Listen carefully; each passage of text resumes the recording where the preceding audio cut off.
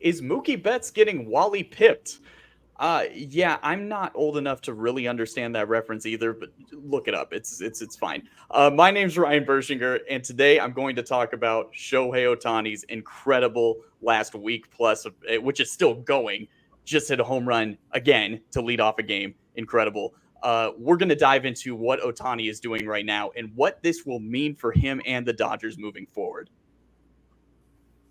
Ohtani is doing incredible, but despite the injuries, defensively, offensively, the bullpen has held it together for the Dodgers as we approach the midway point almost, and we're going to get into that. I'm Monse and Beau.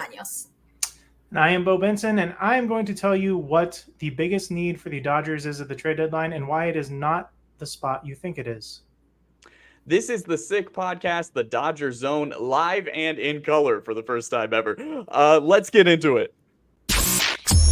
Turn up your volume. Because you're about to listen to the Sick Podcast. The Dodger Zone. At strike three, Dodgers have won it all in 2020. Fernando Valenzuela has pitched a no-hitter at 10:17 in the evening of June the 29th, 1990. If you have a sombrero, throw it to the sky. The sickest LA Dodgers podcast. It's gonna be sick. Look at that, guys. Monse, Beau, we are live for the first time ever, and this is not no pre-record. Listen, the three of us work in radio. Like we should be able to handle this fine, right? Like this, all we know is broadcasting live. Should be. Yeah. Well, you know what's funny is like doing live radio, every time something big happens, like I'm there. So we may be getting a huge trade or something like that in the middle of this show. So keep your eyes peeled. We could have actual breaking news is what you're telling me. It's possible. Actual breaking news. It's possible. So you mean maybe the NBA draft might actually be interesting this year, despite the fact that it's awful. I mean, I see Dan Hurley being a look at me guy for the cameras right now. You didn't get drafted, dude. Go sit your bald ass down. Nobody cares. Jeez. They also showed the wrong players with the wrong names. Like they introduced. No, but there was one. I had to go back and I was like, why? They introduced Bub Carrington. And the family doesn't react because it's not him. No idea. It's not him. So even the family was like, he's so anonymous, his family doesn't know who he is. Yeah. It very well could have been Bub Carrington's parents. Yeah. Who knows? That's also, I get it. We work in national sports radio. This is probably not great for me to admit. I've never heard the name Bub Carrington in my life until this point. Yeah. So. Yeah, no, it was bad. Going through all of, I was like, "Who's that? Who's that? Who's that? Oh, yeah, I know that one. Okay." Hey, but shout out to the Sick Podcast Network, who is in Vegas this week for the NHL draft, which is, I'm sure, way more interesting and way more entertaining. So shout out to the LA Kings for their new jerseys. Yes. Okay. Sister franchise. We're going to talk about Ohtani, but I don't understand why people don't like the new Kings. I know, it's stupid. They look fantastic. Yeah, it's fine. They're so good. Throw back to the 90s. A wonderful mix of their old school stuff with a bit of a newer edge. I mean, I think they're great. I think people wanted to see foreign blue and gold, but that was just not going to happen. They have to keep some connective tissue to the two teams that won the Stanley Cup. So. Mm-hmm. Yeah, you're not getting that, but yeah, I mean, could be the Ducks. Like, I'm sorry, the Ducks logo is cool, but their new jerseys are awful. The jerseys are awful. Just bring Mikey back. Okay, give them back to Disney. Why not? This is an open invitation for all of the hockey shows on the Sick Podcast Network to invite us on, because we know absolutely nothing about hockey. But boy, that's our other radio talent. We can talk about anything. Yeah. All right, but yes, again, shout out to Sick Podcast Network, doing great stuff in Vegas this week for the NHL draft. Put $5 on the Bears win total over for me, guys. Whatever. Anybody throw the money at it. Yeah. So boring. You're so boring. $5. Jesus. Monse, the Okay. compulsive gambler. I hate to make this transition, but hey, speaking Yeah, of there we go. sports Speaking of gambling. Jeez, listen, when you set it up like that for me, I got no choice, all right? I got to throw it down somehow. So let's talk about Shohei Ohtani. Again, he homered tonight to lead off a game. We are recording this. Of course, we're live, so there's full transparency. Obviously, the Dodgers are playing at the moment, but it's already 1-0. It should be over. It's the White Sox. Hey, listen, I'm not trying to disrespect the Chicago White Sox, You say but like Kike Hernandez is at bat right now, so why don't you chill? it's I mean, he better get used to playing there is all I'm saying. I know. Like that's Shohei Ohtani has been incredible. Okay, this we're now ever since Mookie went down with an injury, he has stepped into the leadoff spot and he's been raking. This is now 10 straight games with an RBI, which is now a franchise record. It is. We haven't even gotten to the All-Star break, and Shohei Ohtani is setting records for this franchise in his first season. It's incredible. This is a conversation that has popped up here and there over the last few days, and I want to fully say that I completely 100% believe that Shohei Ohtani needs to stay in the leadoff spot when Mookie Betts comes back. There's a couple reasons why. One, you want to look at it in an old school sense. Fastest guy hits leadoff. Ohtani is the fastest guy on the team. You want to stick with just an old school mindset. Ohtani gets on base more than anybody and is faster than anybody. In the new age way of looking at things, you want your best hitter leading off because they're guaranteed then to get the most at-bats. You also want to set up your lineup where it staggers left-handed and right-handed bats, so that way it messes with bullpen management of the opposing team late in games. We've seen a lot of teams use lefties against the Dodgers because of the fact that Ohtani and Freeman are hitting back-to-back. But we never really questioned the way that the lineup was set up because we all know that Mookie has traditionally thrived in the leadoff spot. And he noticeably took a bit of a step back offensively a couple years ago when Trey Turner took over that leadoff spot for a bit, to the point where they had to put Mookie back in the leadoff because that's where he tends to thrive. I understand that that's where he thrives. However, this is the perfect opportunity to shift things around. He's obviously very willing to do whatever it takes to help the team win, given the fact that he's played 3 different positions this season already. Sure, Mookie would be totally fine with taking a shot at hitting second between Ohtani and Freeman, because there's no real better place in the majors to hit between than those two guys. And now you're staggering that left-handed, right-handed bat. You have Will Smith batting cleanup. Hopefully Max Muncy comes back eventually, and you can have him 5th and Teoscar 6th. But even then, having Teoscar hit 5th behind Will Smith is totally fine. You don't really need to fully stagger there, given the way that Teoscar's been hitting. But yes, I fully believe that Shohei Ohtani needs to stay in the leadoff spot because you want him to have the most at-bats. It gives you an advantageous top of the lineup where you can now stagger those the left-handed, right-handed bats. And quite frankly, he's the best hitter on the team. Sorry. I just want to say, for a team like the Dodgers, when you are setting franchise records, that means a little bit more, I think, than for any other team. Because that's what, like 100 plus years of team history. Yeah. And Ohtani's like setting the record. So round of applause for Shohei.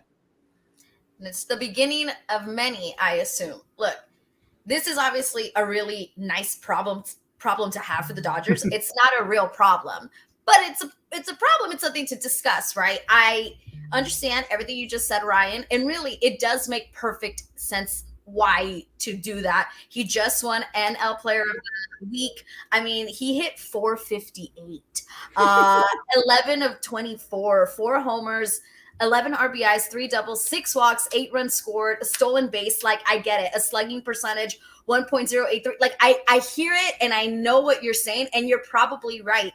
I'm really just going completely psychologically on the side of Mookie Betts.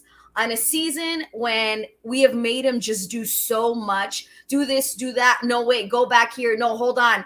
He gets injured. And I feel like for his sake, psychologically, like just put him back where he knows where he's the most comfortable. Shohei Ohtani may be the fastest, you're right, but he also hits harder. he hits with more power. And I like what you said. You make perfect sense. You want him to hit the most. Yes, I get that. But purely from the psychological standpoint, I'm going to say don't do that to Mookie. Even though you are right with everything you just listed.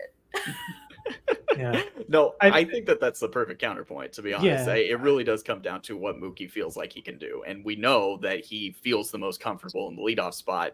And to your point, yes, he's been asked to do so much this season. And clearly him transitioning to shortstop caused his bat to dwindle over his last month before his injury. So it is tough to ask Mookie to do even more for this team, but also this is the sort of situation that I think he really does need to take a step aside and be like, hey, hitting between Ohtani and Freeman, this is wonderful. I feel like maybe I would feel differently if we heard that he approached the situation right. But I feel like we can't ask him because he's going to say yes. When has he ever said no? So we as in the Dodgers, should not ask him to do that. If he came out of, his own, because based on what he's seeing, what he's reading, he's there. He sees how Ohtani's doing in the leadoff spot. Maybe he does want to do that. But I just feel like the Dodgers cannot approach him and say, hey, so we're wondering, could you just move away from another position that you've been used to? I just don't want that to be a thing because he's going to be a trooper and he's going to say, of course, whatever the team needs. But let's let him get back into a rhythm that he feels the most comfortable in. And, Ohtani can hit anywhere. But I know we want him to hit the most. I get that. Yeah. Of course. This is where having Dave Roberts as your manager really comes in handy, because this is the perfect situation where you have to manage multiple egos and everything at once. It's one of those things where I think when he comes back is the perfect opportunity to drop him in the batting order if you want to, because you can just be like, hey, look, we think this is for the best of the team. Ohtani's hitting so well. You're going to be protected by Freddie. You're going to get opportunities because you're hitting between Ohtani and Freddie. It really should not psychologically hurt him. But if it does, it's a good problem to have, to be honest. Ohtani can hit 2, he can hit 3 if he needs to. I'm sure he can hit 9 if we wanted him to. I trust Ohtani in this situation to be the guy that can make it work no matter what. But you gotta, if Ohtani is hitting leadoff home runs every other game when Mookie comes back, that you can't be like, all right, well, Mookie's back, so you're going back to 2, dude. I'm sorry. That's but this is really where Dave Roberts is going to shine. He can put his arm around Mookie and be like, you know what, champ, this is what we've been thinking, and we're going to do this. Is that how you would do it? You would call him champ? No, I would just tell Mookie you're hitting second. And that's it. Yeah. Hey, you're going to be second. Good talk. Pretty much. Enough. What will make this situation interesting is obviously Mookie's still not coming back for any time soon. It's going to be another month at least. And I don't want to put any sort of damper on the way that Ohtani's been performing. He's Shohei Ohtani. He's the best player in the world. He's been raking. It's been incredible. Let's just, casually point out, though, that since Mookie's injury, the Dodgers have played the Rockies in Colorado, the Angels, and the White Sox. 3 awful teams. Those guys drive fast cars too. What are you talking about? But hey, no, he hit against a future Dodger, Garrett Crochet. So there's some other decent pitchers that Eric Fetty's having a very good season. And just like Shohei, played across the pond as well. So that's good. That's good. But yeah, I am interested to see how the Dodgers play over the next week when they're not playing these sorts of teams. I mean, it's not like the Giants are setting. Yeah, what are you talking about? The Giants. It's the same tier, dude. But I mean, at least they kind of more qualify as a major league club than the White Sox do. So I was gonna say I should tip picks in the NBA draft for our live viewers. I do not know how to say this guy's name. I couldn't do it if I wanted to. Tidjane Salaun. Oh, I heard that one. I heard it and I was like, how do you say that? Tidjane No, it's Tuan. Okay, that's not trophy of the. Okay, this is absurd. There's no way. That's good. There's no way. But yes, Otani, incredible stuff, and we'll mention Garrett Crochet again a little later. But first, Monse, you mentioned the bullpen. Let's talk about the bullpen because they've just been incredible. They honestly, there's been three really consistent things with the Dodgers so far: Shohei Ohtani, Freddie Freeman, and the bullpen. Those are the three consistent things that the Dodgers have had all season in the last 5 games. And honestly, it's really last game that Bobby Miller didn't have a great outing, 4 hits in just 2 innings. But the whole bullpen in the last 5 games, each game aside from the last one has given 1 up or 2 hits. That's it. That is all the bullpen has given up. And sometimes we throw 5 guys in there. It doesn't matter.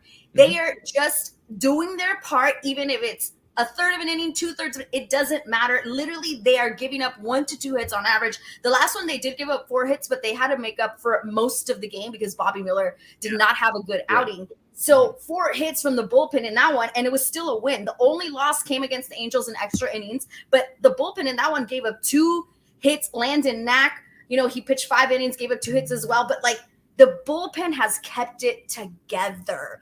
And despite all of the ups and downs with the injuries that we've had, not just offensively, but defensively as well, they have kept it together. I don't know what they do before a game. If they sit together, do kumbaya, I don't know, but it's working. They have not missed a step despite all the things happening around them. And I feel like we've been, sporadically mentioning the bullpen throughout this entire season. It's not just now. We talked about them early on. We're still talking about them. They have just been, again, one of the 3 main consistencies throughout the season: Ohtani, Freddie Freeman, and the bullpen. Don't give away our secrets. Don't let everybody know we do a kumbaya before the show. Yeah. That's our thing. That's our whatever works. One of the things that's so funny about being a Dodger fan, outside of the never-ending pain that always awaits us at the end of the year, people love to complain about the bullpen, but it's one of those things where everybody hates their team's bullpen. Yeah, the Dodgers consistently have a really good bullpen. It's just because their mistakes are so much louder because they tend to happen late in games. Yeah. But I'm sorry, the Dodgers have had a ton of just awful starts from their starting pitchers this year that have had to be rescued by the bullpen. And they did it again yesterday, I think it was, right, with Bobby Miller's awful no good start. Yeah. So it's ridiculous. Vesey has really come on as of late. Trinan, of course. Thank you. Yeah. Evan Phillips is a dog. There's nobody in the bullpen right now that I'm scared of. No. Doc Hudson, multiple-time Piston Cup champion, even guys like Anthony Bonda. And that's the thing. They always do the dumpster diving, and there are some fans that we know that love to scream and cry about that, but it tends to work. I don't know his name, but Ramirez, the Johan Ramirez. Johan Ramirez, yeah. He had that awful start or that awful appearance and has been lights out since then. Yes. It's just the Dodgers bullpen is just consistently good, and it's so funny when fans complain about it because it's just what are you talking about? Yeah. And a shout out to Michael Peterson, the newest recruit who is from the UK, which I don't have any numbers on this, but I'd be willing to bet that if you take the birthplaces of Michael Peterson and Shohei Ohtani and Yoshinobu Yamamoto and tracked the distance between those two, it's probably the furthest apart of 2 teammates in the history of the league. I thought we fought a war over not having to get those guys on our rosters, but I guess not. Didn't Trace Thompson play for Team Great Britain? Yeah. Why? Yeah, right. I think his mom is British. All right. I think. Enough. Michael Thompson, I love you, but that's wrong. That's incorrect. Truly the bullpen has been so good, and it's like you said, Beau, people will always complain about their bullpens because whatever mistake they will make is magnified because it's always significant. But the Dodgers bullpen makes way fewer mistakes than any other bullpen in the league. And that we honestly really need to value that, because people overlook it. It's so frustrating. It's also just like people complain about the bullpen because it's a cop out. It's an easy thing. Yeah. To complain about. Yeah. Like, you know, all the bullpen came in and they gave up a run and we lost the game and it was a 2-0 final. Like, I don't think that's the bullpen's fault, guys. I just don't. Exactly. Maybe look somewhere else. I've always said, like, you can ask any baseball fan before asking what team they like. Say, what do you think of your team? And they would go, you know, they're pretty good. They get some hits here and there, but geez, that bullpen, I don't know. And they could be a fan of literally any team at any time. That is just the generic response that any baseball fan has about their team. Orioles from, like, what was that, like 2014, 2015, where their bullpen was ridiculous. Yeah, it's stuff like that. It's but on the other side of the pitching staff, of course, we have the starting rotation. And suddenly the Dodgers are kind of running into problems with their starting rotation. Beau, do you want to talk about that? We do have a live breaking news update. Oh. No. Miguel Rojas just doubled. Oh, okay, game over. Game's over. It is. What do we say? Game is over. They are 23-0 when he records a hit. Hell yeah. He just recorded a hit in this game. He just doubled. So everybody, you can just turn off the Dodger game. It's fine. Live bet the money line. Dodgers win. It's done. It's live bet the Dodgers, and let's talk about Otani some more. No, I think we all saw that news coming this week about Kershaw getting shut down again. Not necessarily shut down, but pushed back. You know, extended rest. Yeah. I think we can put him maybe out to pasture. Walker Buehler's not far behind. Bobby Miller's coming back from injury. We don't know what's going on with Yamamoto. We truly don't. I don't think any of us would trust the Dodgers doctors. Like, if that was my physician, I would be demanding a new one, like pronto. So really right now it is Tyler Glasnow and Gavin Stone, who's pitching well tonight, and James Paxton, which two of those three names instill any confidence in me. And only one of those three names makes me feel good about actually winning that game. Sure. So I know everybody wants an infielder and a real shortstop, which they should still acquire. But getting more starting pitching is going to be the absolute must of the deadline this year, which is why you're seeing them linked to Garrett Crochet. You've seen them linked to Randy Arozarena over the last couple of days, which I personally would love. But you would have to still get a starting pitcher from the Rays or something like that. I would be selling out for starting pitching at the deadline this year, more so than getting an infielder or getting a Randy Arozarena, as much as I would love Randy. It's just the idea of like seeing a Walker Buehler start and being like, oh boy, well, that's an L. Or Bobby yesterday. Ugh. No bueno. No bueno. A lot of question marks with the starting pitching, and it's just not I know there's plenty of season left, but it's making me uncomfortable. To be honest, it's not even also just the physicians and the doctors. I just wouldn't trust anything that they say about Yamamoto or any star at this point. You know what I mean? Like, he may be more hurt than we think, and it's like, who's actually going to be able to deliver when it matters, which is in October, and we don't have. Well, yeah, and has Glasnow thrown more innings this year than he has? Yeah, he's on track. He's already going over what he should. Yes. Yeah. We've overused him already. Yeah, for sure. I'm not worried. I'm not worried about Glasnow, though, just to be clear. Like, I think I believed him when he said, like, they found something in his delivery that he thinks was maybe affecting him. Yeah. So until the wheels fall off of Glasnow, I'm not going to be concerned about it. Yeah.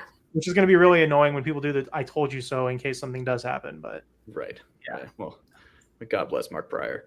What the way I feel about the starting rotation, and it comes at it a little differently, because I think I think I'm still stuck in viewing the starting rotation in comparison to what we had last year, where they ran out of pitchers and they couldn't do anything in the postseason because you had a one-armed Clayton Kershaw and an inexperienced Bobby Miller and literally Lance Lynn. Lance Lynn.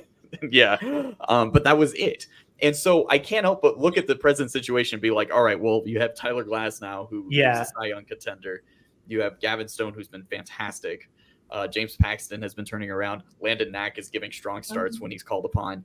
I still look at the situation and be like, I'm not feeling like they're in dire need for starting pitching, but it's Yamamoto status that decides it for me, because I'm not that concerned about Bobby Miller. I think this is his second year. We do have to keep in mind he's still very young and he's working through some things.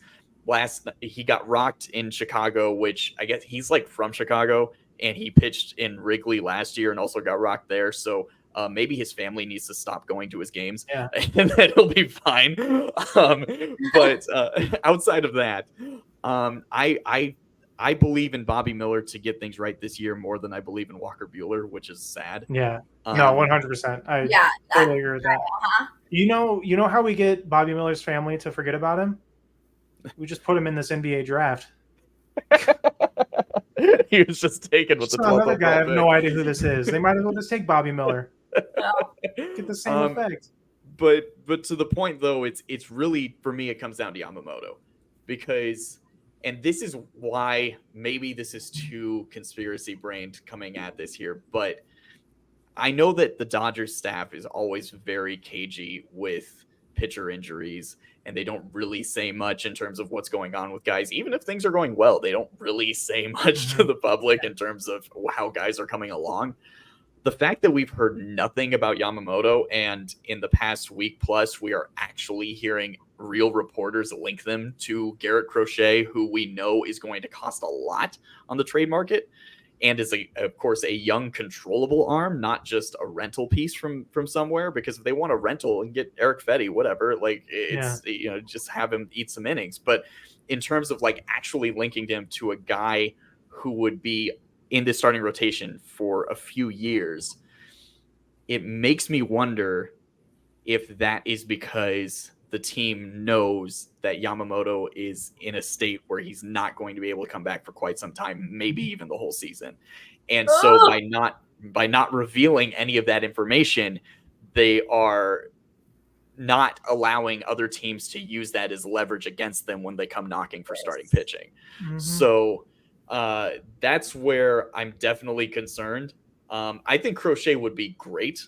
Obviously, like, he's among the league leaders in strikeouts this year. He is able to win games despite pitching for literally the Chicago White Sox in 2024. So he's very good. And if Mike Harmon, thanks for tuning in. Yeah, sorry, Harmon, but he'll be the first to tell you how awful he was. But also if you can package him with a Luis Robert, and like if you have Paul DeJong just like play somewhere in the infield, because I still rather have Rojas at shortstop than him, but he would give you some infield depth, so we don't have to see Kevin Biggio anymore or anything like that. I would rather not see Kike than Kevin Biggio, but that's I know, and that's tough because like both Kike and CT3 have been among the worst hitters in baseball this season. Although Chris Taylor has turned it around a little bit over the last he has. So which is good. And please keep doing that. Yeah, don't fall off, brother. Yeah. It's same with you, Kike. None of us ever gave up on you, Chris. None of us. Just want you to know. Not a single one of us on this show ever gave up on you. We will DFA 1,000 Kevin Biggios before we admit that we want to DFA Chris Taylor. That's what we'll do.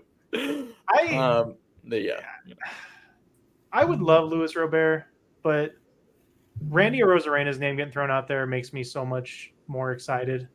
Sure. Like, I thought he was coming when they traded for Glass now. Yeah, he posted that picture of him and Otani. Like, what could that possibly have meant except I'm going to the Dodgers? Like, oh my God. He was manifesting it. I know. I know. That was so weird. Yeah, like it seemed obvious that it was happening, but I guess he was just a big fan, which I get it. Hey, aren't we all? Me too.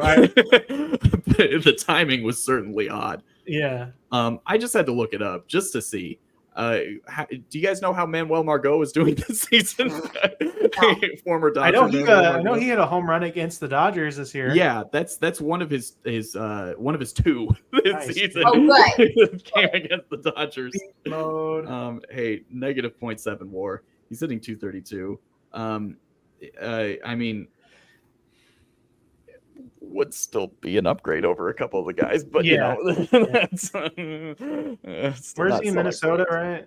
Yeah, that's all right. We probably wouldn't have. I don't know if we call up Andy Pages if Manuel Margot is in the majors, so maybe we'll just go with that. That's fine. that will be our rationale. Former Dodger Manuel Margot. It's all good. I just want. I know we mentioned it. But the fact that Miguel Rojas, every time he gets a hit, the Dodgers win is just incredible. It's that's kind of crazy, and it's just a long streak. I mean, it's not a streak, but it is a streak in a sense. It adds so much pressure to the team, though. Yeah, they're now in the dugout being like, "Oh God, Miguel's got a hit. We have to win this game now. We can't blow this record." Yeah, that's tough. That's very tough. And to the point, though, it also proves, what the complaints have been all season in terms of when the bottom of the Dodgers order didn't produce anything. It was impossible for the offense to really get going. And so when the bottom of the order does produce, that is days when Miguel Rojas gets a hit because he's typically down there. Because he's the best. So I get so scared about Miguel Rojas playing as often as he does. Why? He's old. Old. The reason they traded for him because they needed a spot start infielder, and now they're having to start him almost every single day because of their own ineptitude at figuring out the shortstop position.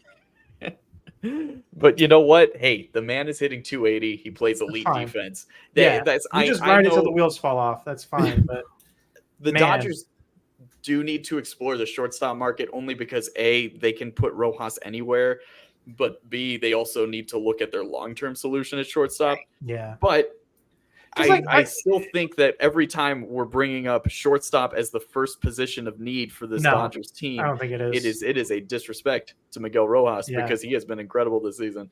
Thank you. I think doing this group therapy session right here, I think it's definitely starting pitching.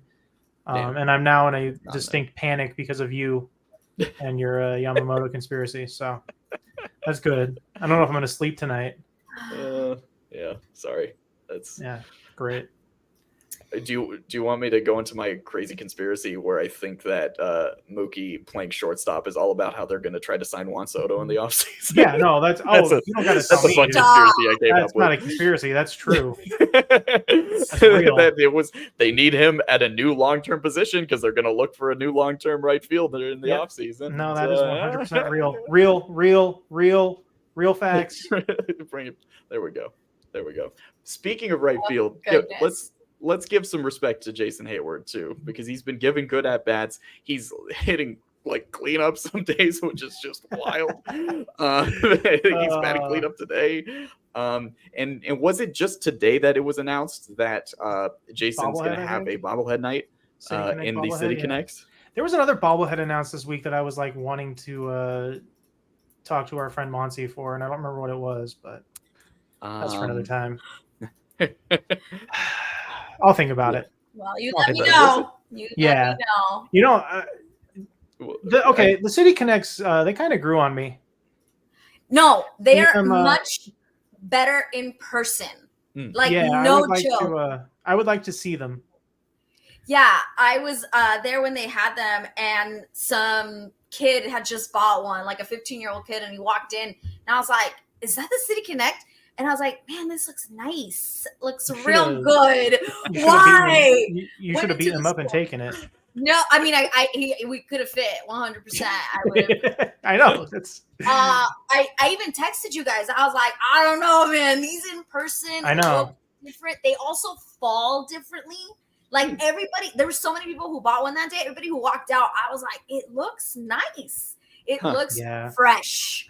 So I'm gonna buy the Pop-Tart jersey is what I'm saying. No, I might do it. I almost bought a hat today because those actually don't look terrible, but I did not. I just need to see him in person. That's all. Yeah. But, are you talking about the one with the big D? Yeah. Well, geez. No. So much sauce on that one. Geez. Hard pass. No, I will have to see them in person. I do say seeing them in action on TV, it didn't look as bad. I still was like disappointed, but like it's definitely not in the it's in the bad tier and not the obscene eyesore that should be deleted from history tier. Right. Yeah. So that's good. That's moving up. Good job, Nike. Yeah. Better than we thought. Better than we thought. Good. And I had one last point, but you know what? It wasn't important. No, it's the single most important thing that's ever been said on the show, and you don't remember what it is. And I lost it. Just blanked it. Oh no, I remembered. Otani was talking about the home run derby.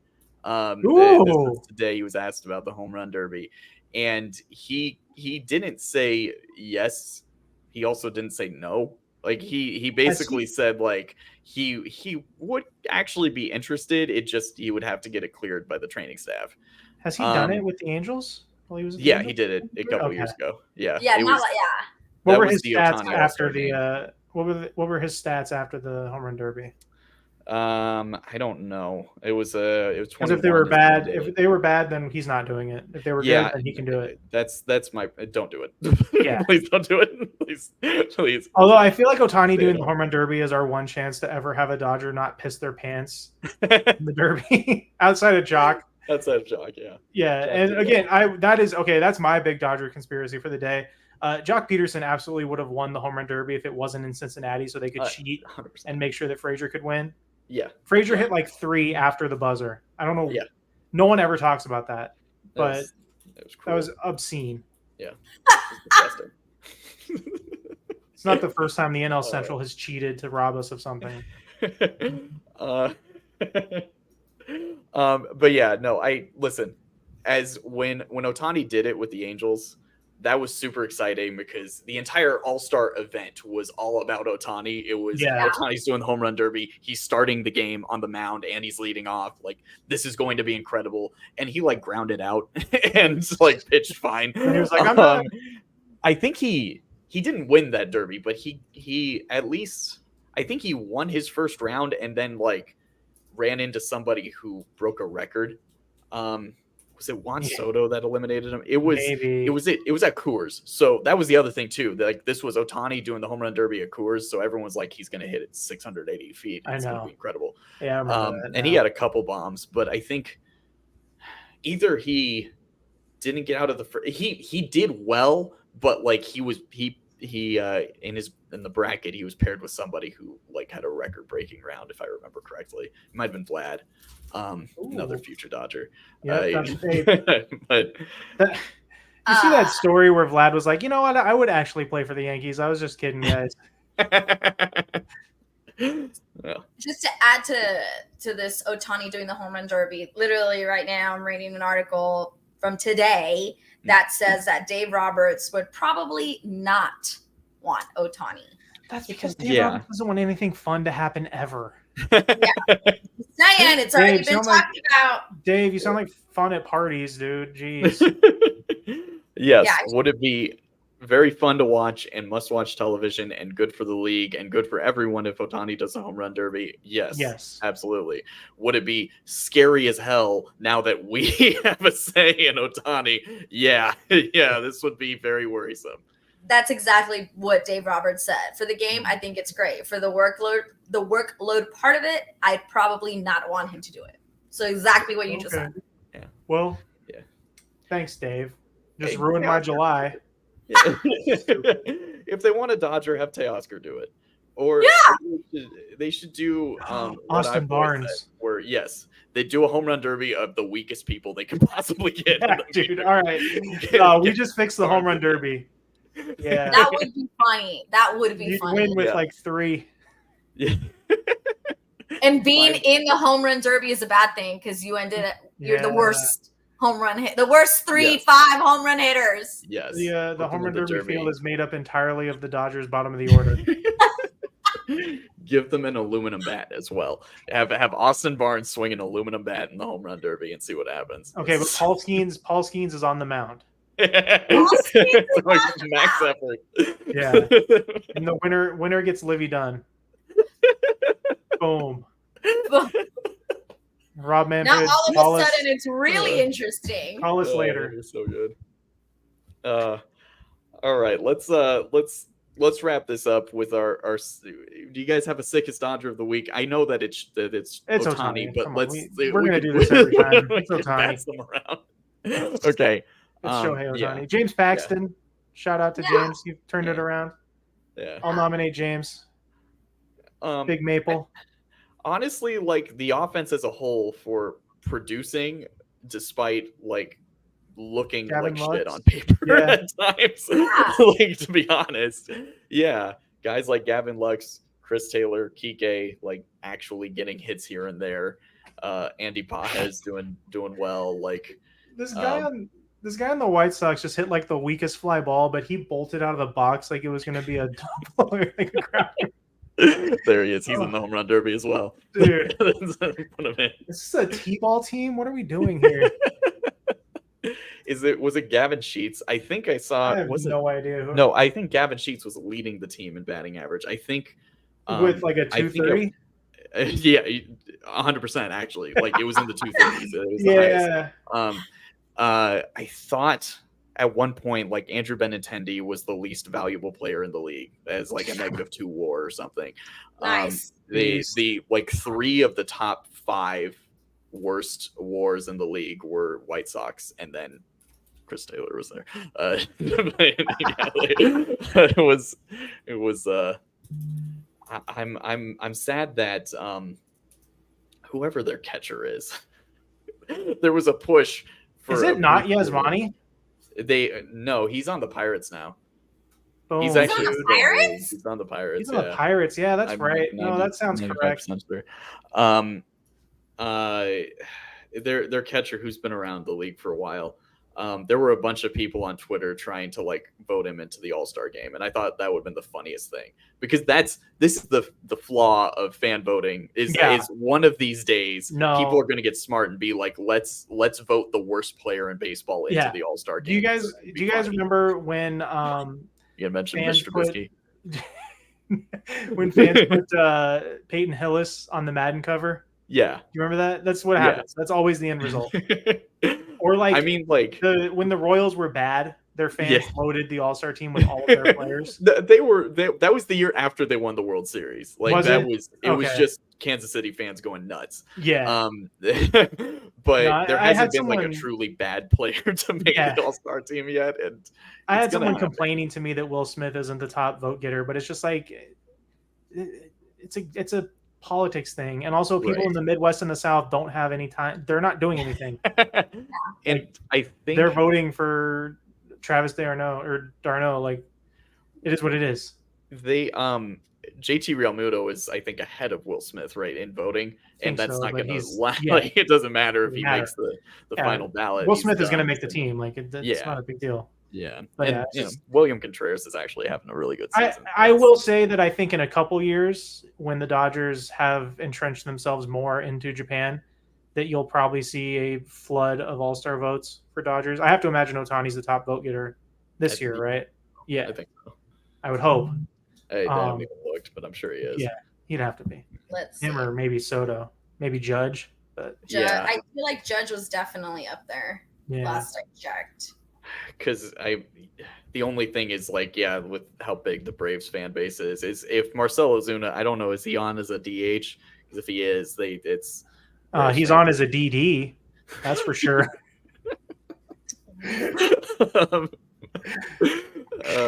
Got him. Walked right into That's that your ass, Marcel. one. You don't come on the Dodger zone, you're gonna get burned. Like Otani should. Mookie's still gonna be like elected, I think, as a starting shortstop, which Yeah. hey, he deserves it. fine. So. Otani is leading in the DH right now for the National League. Marcel Ozuna is listed as a DH. He's the runner up. Teoscar Hernandez is also leading in the outfield. Yeah. For the Dodgers. Mookie Betts, shortstop. Condolences to Teoscar. Oh yeah. Yeah. Oh yeah. I'm going to hell, however. I felt really bad because I saw the picture of the funeral and they're just all wearing white t-shirts and like Nikes. I'm like, come on, guys. Teoscar. Put on a suit for your dear grandpa, buddy. Please. Maybe grandpa didn't want that. I'm sure it's really hot. I know. But I saw the picture and I laughed and I felt bad immediately afterwards. If I die, Bo, your ass better show up in a suit and tie, or else I'm going to haunt you, because clearly that's what matters. I will. Don't worry. I will haunt you. My funeral, however, you have to all wear the t-shirts that look like suits. That's fine. I mean, I'd get one. Get one like you don't have one in your. You don't have one in your I closet. actually don't. I think I would. No, it's fine. All right, well, the Bulls just took a guy named Mazda Fusellini. Maserati? Yeah. Are you just looking out your window and naming things you see? Just looking around the room and naming stuff. The Bulls just said Baby Yoda. He's a center from Hungary. All right, we'll end it here. Yeah, that's good. That's good. So listen. The Dodgers are currently up. What's the score right now? We're at in the top of the sixth. It's 4-0. I mean, okay, Rojas got. But Miguel Rojas got a hit, so you guys can turn it off. Game. Go meet with your family. We're good. That's the sickest player, along with everyone Yes. else you mentioned. Yes. Yep. Absolutely. So yeah, Dodgers get the Giants this weekend. Should be a good time, and the Diamondbacks. So we got a loaded. We're finally back in the NL West. Slightly more real baseball teams. Yes, this is the Sick Podcast, the Dodgers Zone. If you checked us out live, if you're watching right now live, thank you. Sorry. That's really nice of you. You did not need to do that. So we really appreciate any support. If you've enjoyed this at all, drop a like, subscribe to the channel. We're pushing stuff out every week. My name is Ryan Bershinger. You can follow me on Twitter at Ryan Bershinger. You can follow Monse on Twitter at Monse Bolaños. And you can follow Beau on Twitter at Beau Not Jackson. Not going to spell it.